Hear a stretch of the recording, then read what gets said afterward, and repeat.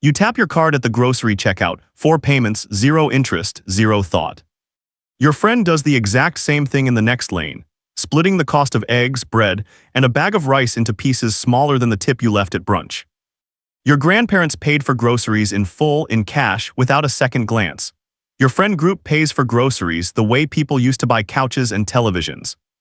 Nobody at the table thinks this is strange anymore, but the real reason you are financing broccoli is far stranger than convenience. Somewhere between your paycheck and your grocery cart, an invisible system quietly decided that waiting to pay is now normal, even for food that will be eaten, digested, and forgotten long before the final installment is due. Why does splitting a $20 grocery bill into 4 payments feel responsible instead of alarming? Start with what buy now, pay later actually is. It is not a discount. It is not a reward. It is a loan wearing the costume of a checkout button. The economist Milton Friedman spent decades warning that the easier it becomes to spend money you do not yet have, the less most people notice they are spending it at all. He was talking about credit cards in the 1960s. He could have been talking about your phone screen this morning. Here is the strange part. Buy now, pay later did not spread because people suddenly became worse at managing money. It spread because someone studied exactly how your brain handles pain and then removed the pain on purpose. Think about the last time you paid for something in cash. You felt it, physically. That small wince when a stack of bills leaves your hand is not weakness. It is a real, measurable reaction that behavioral economists call the pain of paying, and it is one of the most useful instincts your brain has ever developed. Split a payment into 4 invisible chunks spread across 6 weeks and something happens. The wince disappears. Richard Thaler, the Nobel Prize winning economist who helped found behavioral economics, spent his career studying exactly this kind of mental trick. He called it mental accounting, the way your brain sorts money into separate buckets that do not feel connected to each other, even though they are pulling from the exact same paycheck. A $25 installment feels like nothing. 4 of them due on 4 different weeks from 4 different apps feel like nothing 4 times in a row. Do you see the 4th payment coming before it arrives? Most people do not. That is not an accident. That is the design. Daniel Kahneman, Thaler's longtime collaborator and the psychologist who reshaped how economists think about decisions, showed that humans do not evaluate money the way old textbooks assumed. We are not calm, rational calculators lining up costs against benefits. We are creatures who feel losses roughly twice as intensely as we feel equivalent gains, and who will bend an entire decision around avoiding a small, immediate discomfort, even if it creates a larger discomfort later. Paying $80 once for groceries feels like a loss. Paying $20 4 times feels like 4 small non-events. Your bank account does not know the difference. Your brain absolutely does. Now widen the frame. This is not new behavior wearing a new outfit. It is the oldest trick in consumer finance rebuilt for your phone. In the 1920s, department stores realized something similar.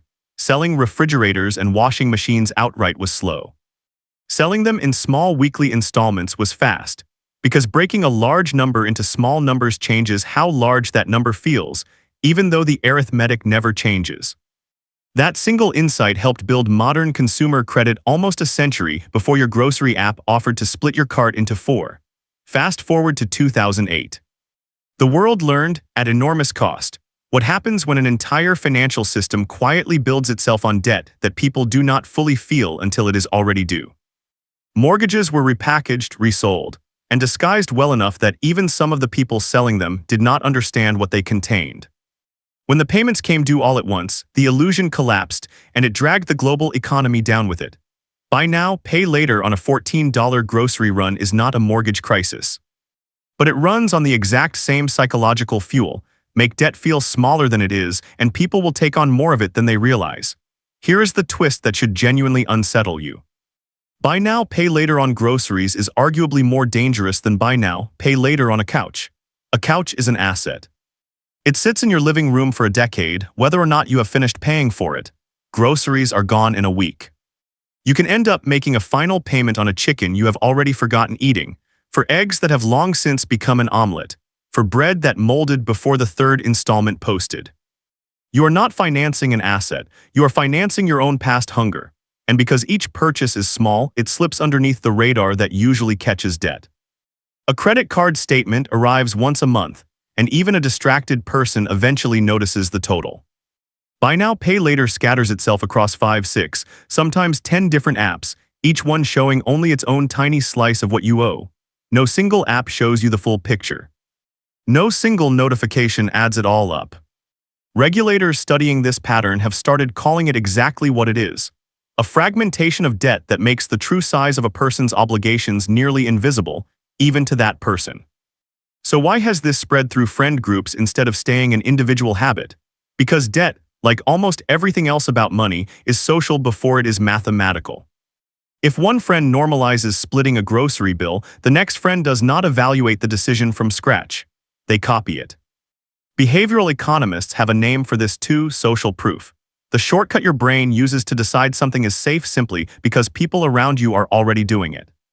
Nobody in your group had a meeting about this. Nobody voted. It just became the water everyone is swimming in, which raises the real question underneath all of this. Is the problem that groceries got too expensive, or that debt got too easy to ignore? Both things are true at once, and that is exactly what makes this moment different from your grandparents' grocery run. Prices have climbed. Wages have not climbed at the same pace.